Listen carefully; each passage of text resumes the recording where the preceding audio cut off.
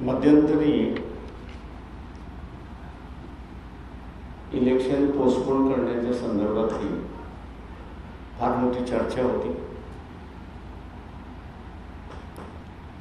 आणि president rule लावला जाईल अशी सुद्धा सरळ चर्चा होती। कायदेशीर बरीच चर्चा झाली आणि ह्याच्यामध्ये की प्रेसिडेंट रूल लागतो केव्हा की ज्यावेळेस आमदार असतो त्यावेळेस 2 तारखा आहेत या ठिकाणी 26 नोव्हेंबर किंवा 29 नोव्हेंबर या दिवशी आत्ताचं जे सभागृह आहे असेंब्ली आहे तिचं अस्तित्व जे आहे ते काहींच्या तारखेप्रमाणे 26 काहींच्या तारखेप्रमाणे 29 ही शेवटची तारीख आहे आणि त्या दिवशी हे सभागृह डिझॉल्व्ह होतं।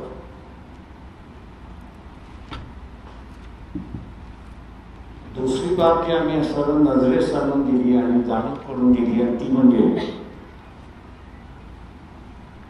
सभागृह हे असणारं कंटिन्युअस आहे।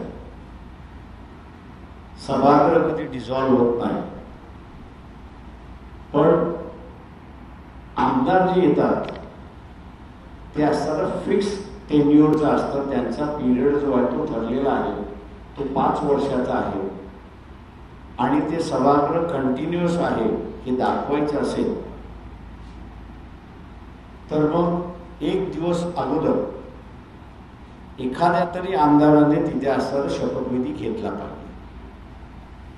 आता एखाद्या आमदाराने शपथविधी घ्यायचा म्हटला तर मग तो आमदार निवडून आला पाहिजे। तो आमदार निवडून आणायचा असेल तर निवडणुका घेतल्या पाहिजे, लोकांनी त्याला असणारं निवडून त्या ठिकाणी दिलं पाहिजे, तरच नवीन सभागृह होऊ शकतं, नाहीतर नवीन सभागृह होणार नाही। संविधानामध्ये कुठेही प्रावधान नाही की सभागृहामध्ये खंड पडला तर त्याला जुळवण्याचा असणारा मार्ग नाही की मागच्या सभागृहाने जे काही कामकाज केलेले आहेत, कायदे मंजूर केलेले आहेत, ते मंजूर केलेले कायदे सभागृह कंटिन्युअस असल्यामुळे ते लागू होतात। पण सभागृहच तुम्ही असं खंडित केलं तर जुने कायदे लागू होणार नाही, नव्याने तुम्हाला असणारे कायदे करावे लागतील, अशी असणारी परिस्थिती आहे। आणि त्यामुळे माझ्या अंदाजानं जे काही वारे वाहत होते की प्रेसिडेंट रूल लावावा, नोव्हेंबर जानेवारीच्या दरम्यान इलेक्शन घ्याव्या, त्या सगळ्या चर्चा थांबल्या असं मी त्या ठिकाणी मानतोय। ऑक्टोबर 12 तारखेपर्यंत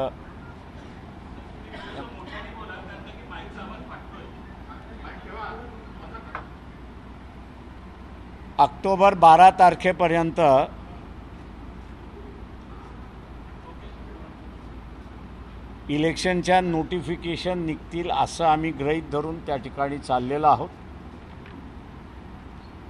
आणि जे मॅन्डेट येण्याची शक्यता लक्षात घेता 26 तारीख आपण नोव्हेंबरची या असेंब्लीची शेवटची तारीख आपण जर धरली तर 15 नोव्हेंबरला कुठल्याही परिस्थितीमध्ये मतदान हे घ्यावं लागेल। 2 दिवसामध्ये काउंटिंग करून निकाल जाहीर करावा लागेल, त्याचं गॅझेट करावं लागेल आणि आमदारांचा शपथविधीचा कार्यक्रम पूर्ण त्या ठिकाणी करावा लागेल। मॅन्डेट हे फॅक्चर्ड मॅन्डेट येईल अशी आम्ही अपेक्षा त्या ठिकाणी धरतो आहोत आणि याला अनुसरून आम्ही महाराष्ट्रामध्ये जे असणारं एक आघाडी उभी करतो आहोत की ज्यामध्ये महाराष्ट्रातल्या वेगवेगळ्या ओबीसीच्या संघटना आहेत त्या आणि त्याच्याचबरोबर आदिवासी समूहामधले जे राजकीय पक्ष आहेत की ज्याच्यामध्ये प्रामुख्याने गोंडवाना पार्टी, त्याच्यानंतर भारत आदिवासी पार्टी, या दोघांचेही महाराष्ट्राच्या बाहेरच्या राज्यांमध्ये प्रतिनिधी आहेत आणि आज त्यांचा जनाधार मोठा असा मी त्या ठिकाणी मानतोय। या सर्वांना घेऊन इलेक्शनमध्ये उतरण्याचा आम्ही असारा कायास त्या ठिकाणी ठरलेला आहे। या आघाडीला आम्ही असारा मुद्दामून आत्तापर्यंत नाव दिलेलं नाही। नजीकच्या कालावधीमध्ये त्याला असणारं नाव या ठिकाणी आम्ही देणार आहोत। काही जण अजून आमच्याशी बोलतात आहेत आणि त्याच्याचबरोबर इतर संघटनांशी सुद्धा बोलतात आहेत अशी परिस्थिती आहे। त्यांचं फायनलिटी झाली तर आम्ही असणारं नावं त्या ठिकाणी फायनल करू अशी असणारी परिस्थिती आहे। पण आत्ताच्या स्टेजमध्ये उमेदवारांना संधी मिळावी आणि प्रचाराची संधी मिळावी। एका लोकसभेच्या निवडणुकांमध्ये जे आम्ही पाहिलं आहे, पैशाचा महापूर होता अशी परिस्थिती आहे। या विधानसभेच्या निवडणुकीमध्ये महापुराचा महापूर येईल पैशाचा असा आम्ही त्या ठिकाणी धरून चाललेलो आहोत आणि म्हणून उमेदवारांना संधी मिळाली पाहिजे या दृष्टीने आमची असणारी पूर्ण तयारी आहे आणि म्हणून आम्ही असणारा पहिली यादी ही जाहीर करतो आहोत।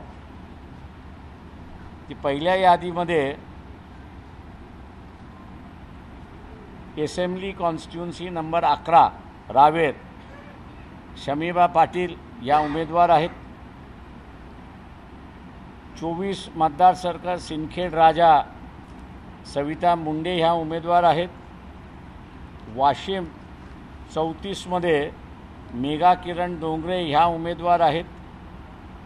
36 मध्ये धामणगाव रेल्वे निलेश विश्वकर्मा आहेत। 52 मध्ये विनय भांगे, 62 मध्ये साकोली डॉक्टर अविनाश नाने, 87 नांदेड साऊथ फारूक अहमद, 88 लोहा शिवा नरांगळे, 109 औरंगाबाद ईस्ट विकास रावसाहेब दांडगे, 222 शेवगाव किसन चव्हाण आणि 286 खानापूर संग्राम कृष्णा माने ही पहिली यादी आम्ही त्या ठिकाणी जाहीर करतो। त्याच्याचबरोबर भारत आदिवासी पार्टीचे असणारे चोपडा मतदारसंघातील उमेदवार अनिल जाधव हे त्यांचे महाराष्ट्राचे व्हाईस प्रेसिडेंट आहेत, ते लढणार आहेत आणि गोंडवाना पार्टीचे असणारे महाराष्ट्राचे जे प्रमुख आहेत हरीश उईके हे नागपूरमधल्या रामटेक मतदारसंघातून त्या ठिकाणी लढणार आहेत। रामटेक ही आरक्षित जागा नाही, ही जनरल जागा आहे। आत्तापर्यंत जी मानसिकता महाराष्ट्रामध्ये इतर पॉलिटिकल पार्टीजनी केली होती की आदिवासीने फक्त असणारा आदिवासी मतदारसंघामध्येच लढलं पाहिजे, ती मानसिकता आम्ही ह्या निवडणुकीमध्ये तोडतो आहोत आणि आदिवासी कॅन्डिडेट हा जनरल मतदारसंघामध्ये सुद्धा उभा राहील त्याची असणारी सुरुवात आम्ही असणारा या ठिकाणी केलेली आहे। जॉईंट जाहीरनामा आणि वंचित बहुजन आघाडीचा जाहीरनामा हा आम्ही लवकरच त्या ठिकाणी इलेक्शनच्या अगोदरच म्हणजे नोटिफिकेशनच्या अगोदरच आम्ही असणारा प्रसिद्धी त्या ठिकाणी करणार आहोत। आमचा हेतू हा आहे की आज राजकारण जे आहे ते दोन मुद्द्यांच्या अवतीभोवती फिरते। एक आरक्षणाच्या अवतीभोवती फिरते, मग ते मराठा ओबीसी आरक्षणाच्या संदर्भात फिरते आणि दुसऱ्या बाजूस SC STच्या क्रीमी लेअर आणि वर्गीकरण याच्या अवतीभोवती फिरते अशी असणारी परिस्थिती आहे. दुसऱ्या बाजूस एक धार्मिक राजकारणसुद्धा उभं करण्याची परिस्थिती निर्माण झालेली आहे आणि ती म्हणजे की मशिदींना टार्गेट केल्या जाते. सुप्रीम कोर्टाचा निर्णय मध्यंतरी आला आणि सगळ्या राज्याकडून हमी घेण्यात आली की ड्यू प्रोसेस ऑफ लॉ म्हणजे कायदेशीररित्याने तुम्ही मस्जिद पाडायची की न पाडायचा हा निर्णय त्या ठिकाणी घेतला जाईल. हे आश्वासन दिल्यानंतरही सुप्रीम कोर्टाला दिल्यानंतरही आपण बघत असाल की नोटिसावरती नोटिसा बजावल्या जात आहेत आणि नोटिसावरती नोटिसा बजावून आम्ही तुमचं मस्जिद पाडायला येतो आहोत, या दिवशी आम्ही पाडणार आणि तिथला माहोल पूर्णपणे धार्मिकतेचा करण्याचा प्रयत्न त्या ठिकाणी चाललेला आहे. म्हणजे मुसलमानाकडे, हिंदूंकडे अशा रीतीची असणारी जी राजकीय भूमी चाललेली आहे आणि करण्याचा प्रयत्न चाललेला आहे, त्या ह्याच्यामध्ये नव्या परिस्थितीमध्ये एका बाजूला विकास आणि दुसऱ्या बाजूला एम्प्लॉयमेंट हा जो इश्यू आहे, या दोन्हींचा आधार धरून आम्ही असणारा जाहीरनामा केलेला आहे. तो इलेक्शनच्या अगोदर आम्ही असणारा त्या ठिकाणी प्रसिद्ध करू. हेतू हा आहे की त्या जाहीरनाम्यावरती किंवा विकास आणि एम्प्लॉयमेंट हे जे दोन मुद्दे आहेत याच्यावरती लोकांनी चर्चा केली पाहिजे. आरक्षण आणि धार्मिकता हा जो चाललेला आहे, या विषयातून बाहेर पडून पुढची 5 वर्ष हे विकास आणि एम्प्लॉयमेंट या दृष्टिकोनातून झाली पाहिजेत, याला अनुसरून आम्ही असणारं त्या ठिकाणी करतो आहोत. मी जी यादी वाचलेली आहे त्या यादीमध्ये आमच्यावर आरोप होत असतो, पण तो आरोप जरी होत असला तरी पुन्हा मी असणारं रिपीट करतो आहे की आम्ही त्या यादीमध्ये उमेदवार वेगवेगळ्या समूहाचे आहेत. लोकशाहीचं उमेदवारीच्या माध्यमातून सामाजिकरण, सोशलायझेशन जे आहे ते आम्ही असणारं या ठिकाणी करतो आहोत. हेतू आहे की जे एक जातीय राजकारण आलेलं आहे, ते काँग्रेसचं असेल, राष्ट्रवादीचा असेल, ते दोन्ही सेनेचा असेल, भारतीय जनता पक्षाचा असेल, की जे एक जातीय राजकारण आलेलं आहे, या एक जातीय राजकारण म्हणजे मराठासुद्धा गरीब मराठा नाही, पण निजामी मराठा ज्याला मी म्हणतो त्याला असणारं उमेदवारी देऊन सत्ता कैद करण्याचं चाललेलं आहे. तो तोडण्याचा आमचा असणारा भाग ह्या ठिकाणी चालला आहे. त्याच्यामुळे उमेदवारी जी देण्यात आलेली आहे ती लेवा पाटील समाजाला देण्यात आली आहे, वंजारी समाजाला देण्यात आलेली आहे, बौद्ध त्याला देण्यात आलेली आहे, लोहार समाज जो आहे त्याला उमेदवारी देण्यात आलेली आहे, दिवर समाज जो आहे त्याला देण्यात आलेली आहे, मुस्लिम समाज जो आहे, लिंगायत आहे, मराठा आहे, पारधी आहे आणि वडार आहे, या समूहांना आम्ही असणारं उमेदवारी त्या ठिकाणी दिलेली आहे. आम्ही उमेदवारीच्या माध्यमातून लोकशाही तळागाळापर्यंत पोचली पाहिजे, गेली पाहिजे आणि लोकशाहीचं मोनोपॉली होता कामा नये, हे आम्ही या ठिकाणी पाहतो आहोत. माझं निवेदन संपलं. आपल्याला आता विचारायचं असेल आपण विचारा.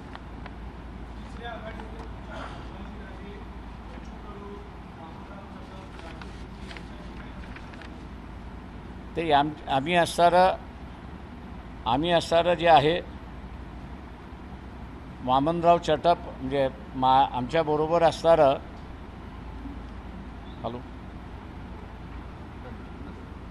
राजू शेट्टी यांची असणारी जी चर्चा झाली मी आपल्यासमोर या ठिकाणी मांडतो. राजू शेट्टीनं आम्ही असणारं सांगितलं वामनराव चटप ही व्यक्ती आहे आणि त्याच्याचबरोबर गोंडवाना पार्टी ही असणारं पार्टी आहे. वामनराव चटप हे राजुरा मतदारसंघातून लढतात आणि गोंडवाना पार्टी ही सुद्धा राजुरा मतदारसंघातून लढते. मागच्या वेळेस गोंडवाना पार्टीच्या उमेदवाराला 42,000 मतं त्या ठिकाणी मिळालेली आहेत. त्यामुळे जर व्यक्ती म्हणून असणारा वामनराव चटप हे दुसरा मतदारसंघ लढवणार असतील तर त्यांचं कन्सिडरेशन आम्हाला त्या ठिकाणी करता येईल. पण ते राजुरा मतदारसंघ जर लावून धरणार असतील तर आम्हाला ॲकोमोडेट करता येणार नाही याचं आम्ही असणारं त्या ठिकाणी केलेलं आहे. आणि म्हणून राजू शेट्टी यांना आम्ही असणारं सजेशन त्या ठिकाणी दिलं होतं की आपण महाराष्ट्राच्या पातळीवरती बोलण्याऐवजी रिजनल पार्टीवरती आपण असणारं बोललो. तेव्हा रिजनल पार्टीवरती बोलत असताना पश्चिम महाराष्ट्रामध्ये त्यांना किती जागा पाहिजेत याची त्यांनी आम्हाला लिस्ट त्या ठिकाणी दिलेली आहे. आता त्यांना ठरवायचं आहे की ते आमच्याबरोबर बसणार. लिस्ट आमच्याकडे आलेली आहे मतदारसंघाची, मी काही ती वाचून दाखवत नाही. त्यांना आता ठरवायचं आहे की त्या ज्या आघाडीबरोबर बसणार आहेत त्याच्यातून शिरोळ मतदारसंघामध्ये त्याला बेनिफिट होणार आहे की वंचितबरोबर बसल्यानंतर त्यांना शिरोळ मतदारसंघामध्ये बेनिफिट होणार आहे याचा निर्णय त्यांनी असणारा करायचा आहे. आणि त्यांना आम्ही असणारं हे कम्युनिकेट केलेलं आहे. ते लवकरच आम्हाला कम्युनिकेट करतील अशी अपेक्षा आहे. ते बच्चू कडूबरोबर आमचं असणारं जमू शकत नाही आहे. त्याच्यामुळे तेही आम्ही त्यांना कम्युनिकेट केलं आणि म्हणून रिजन वाईज तुम्ही बसलात तर अधिक चांगलं आहे असं मी त्या ठिकाणी म्हणालो. कारण का यांच्या आघाडीमध्ये तुपकर नाही आहेत अशी परिस्थिती आहे. त्याच्यामुळे ती आघाडी शेतकरी संघटना म्हणून पूर्ण आहे असं मी त्या ठिकाणी मानत नाही.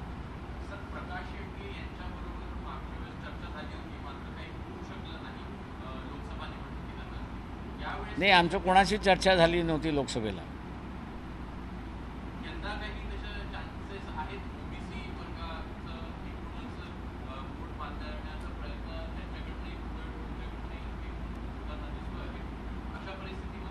आम्हाला अजून कोणाचा प्रस्ताव आलेला नाही.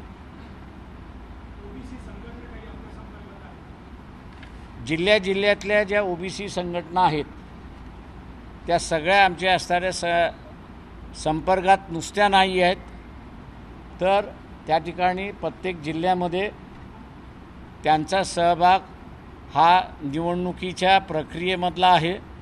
आणि प्रत्येक जिल्ह्यामध्ये वंचित बहुजन आघाडी आणि ह्या ज्या सगळ्या ओबीसी संघटना ज्या आहेत त्यांचं एक संघटन जिल्ह्यापुरतं उभं राहिलेलं आहे. आणि सिलेक्शन ऑफ कॅन्डिडेटपासून ते कॅम्पेनिंगपर्यंत ही जिल्हा कमिट्या ठरवणार आहेत अशी परिस्थिती आहे.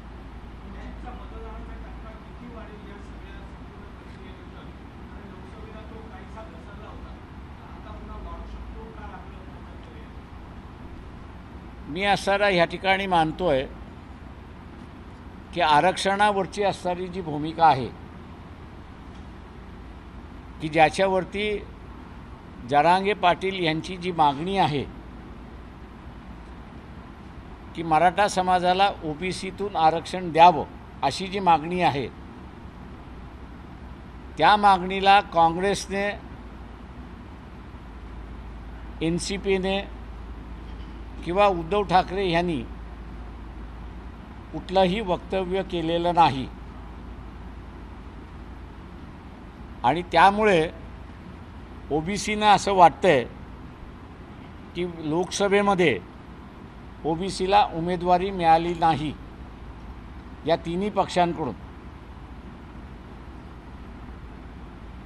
जी काही उमेदवारी मिळाली ती सगळी असणाऱ्या श्रीमंत निजामशाही मराठ्यांना त्या ठिकाणी मिळाली.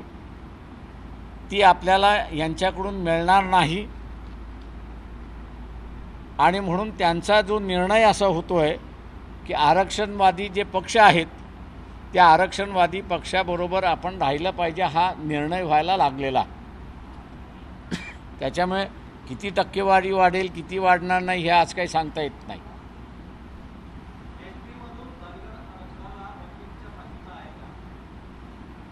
कोर्टाने तो निकालात काढलेला आहे. त्याच्यामुळे कोर्टाचा निर्णय हा सगळ्यांना बंधनकारक आहे अनलेस त्याच्यामध्ये नवीन बदल होणार असेल तर.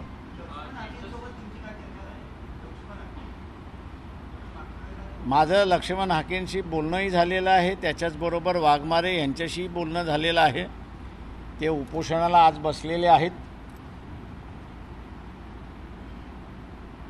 टेन्शन दोन्ही बाजूने वाढलेलं आहे की ते गावाच्या त्या बाजूला जरांगे आहेत आणि गावाच्या ह्या बाजूला हाके आणि प्राध्यापक वाघमारे आहेत.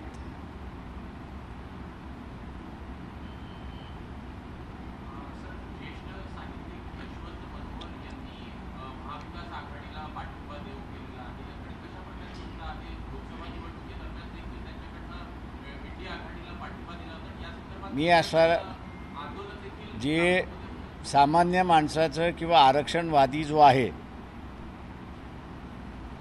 त्यांनी त्याचा असणारा मनोगत आंदोलनामार्फत व्यक्त केलेला आहे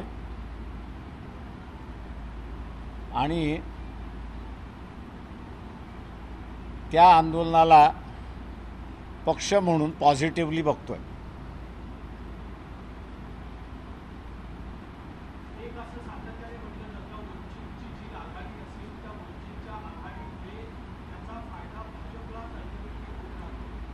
माझं म्हणणं आहे काँग्रेसने आणि NCPने इलेक्शन लढू नये. कशासाठी लढतात आहेत? त्यांना जर आपटणार असतील तर त्यांनी इलेक्शन लढू नये. त्यांचा पक्ष त्यांनी गुंडाळून ठेवावा.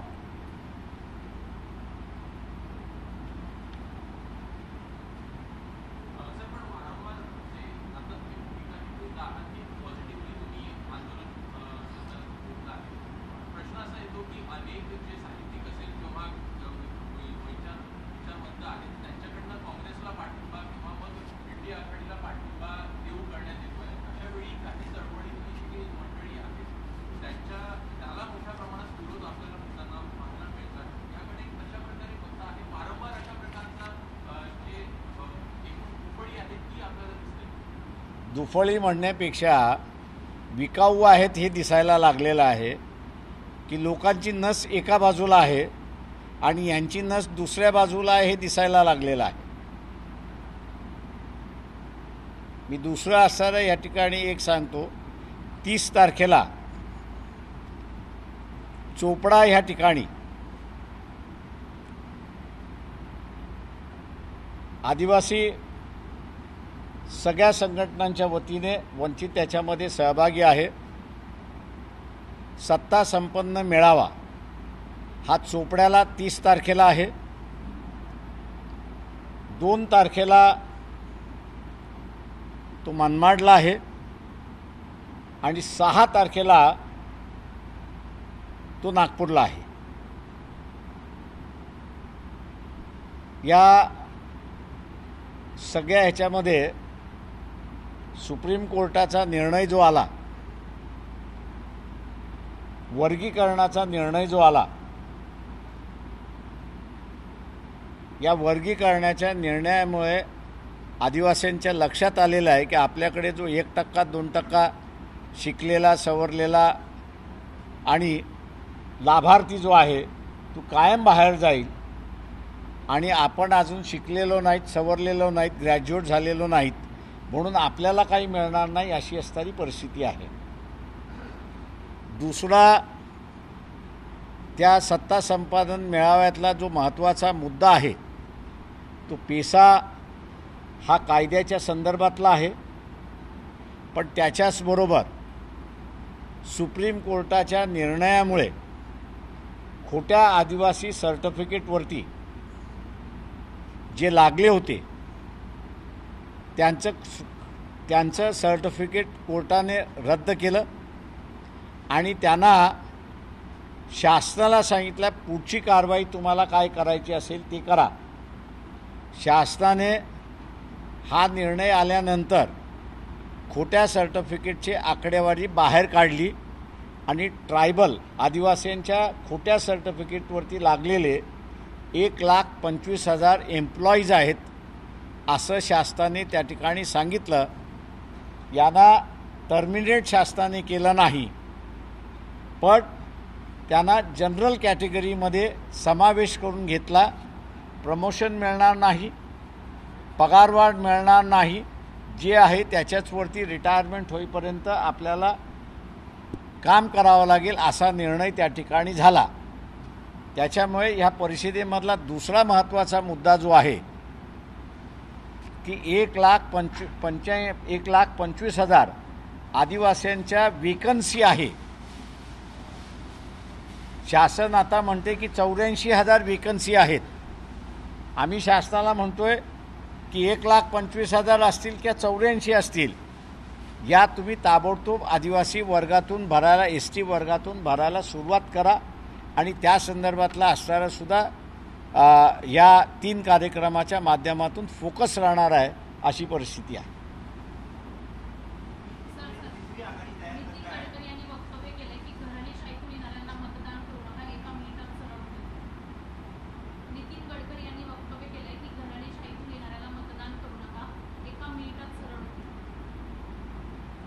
त्याने केलेलं विधान बरोबर आहे, पण त्याच्या पक्षाला लागू करायला सांगा ना.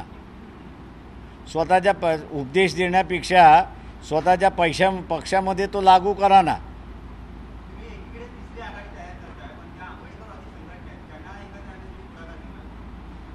मला शिल्लक कोण राहिले तेवढं सांग राजा, मी त्यांच्याशी बोलतो.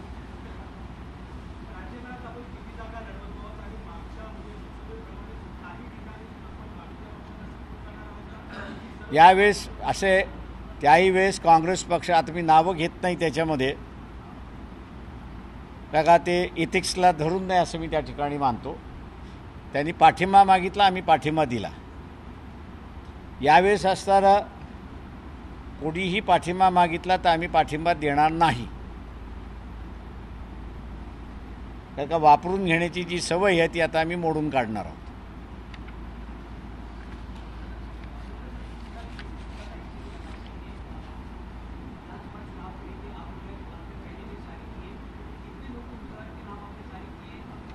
ये हम लोग अभी जो है 11 नाम मैंने अनाउंस कर किए हैं, और उसके साथ साथ जो हमारे साथी जो है उनके 2 जनों के नाम मैंने, 2 चोपड़ा जो है सुनील यादव करके है, और रामटेक में जो है हरीश उके गोंडवाना पार्टी के है, ये भारत आदिवासी पार्टी के है.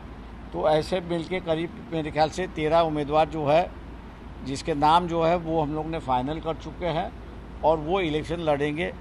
उनकी पहली यादी है, बाद में जो है हम लोग लिस्ट पब्लिश करते रहेंगे. तो जैसे जैसे तय होगा वैसे वैसे आपको इतला किया जाएगा.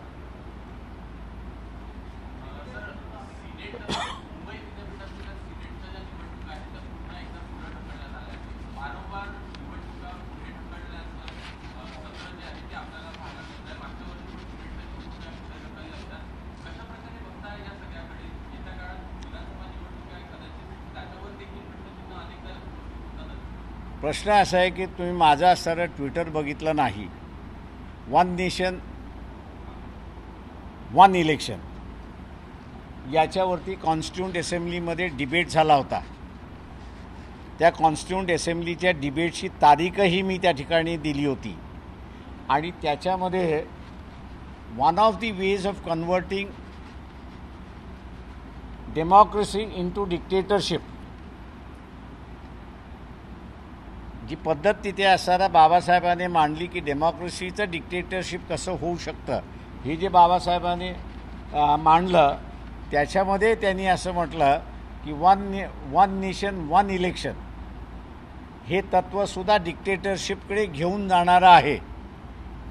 जेव्हा कॉन्स्टिट्यूंट असेंब्लीने ते नाकारलेलं आहे, ते पुन्हा या ठिकाणी आणायचं म्हटल्यानंतर 48, 49, 50 ह्या दरम्यान कॉन्स्टिट्यूंट असेंब्ली आणि RSS आणि हिंदू संघटना यांच्यामधला जो वाद सुरुवात झाला होता किंवा कॉन्स्टिट्यूशनचे प्रिन्सिपल्स काय असावे त्याच्यावरती जी चर्चा सुरुवात झाली होती ती त्या कॉन्स्टिट्यूंट असेंब्लीने रिजेक्ट केलेली ती आता पुन्हा बॅकडोर एंट्रीने येते अशी असणारी परिस्थिती आहे. त्याच्यामुळे काँग्रेस काय आणि BJP काय हे दोघंही संविधान बदलण्याच्या मार्गावरती आहेत असं एकंदरीत दिसतंय.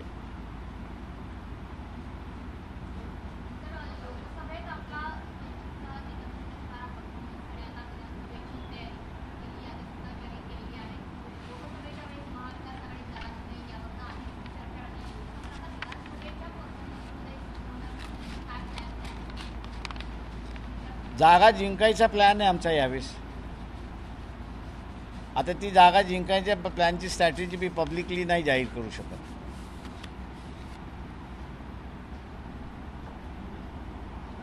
चला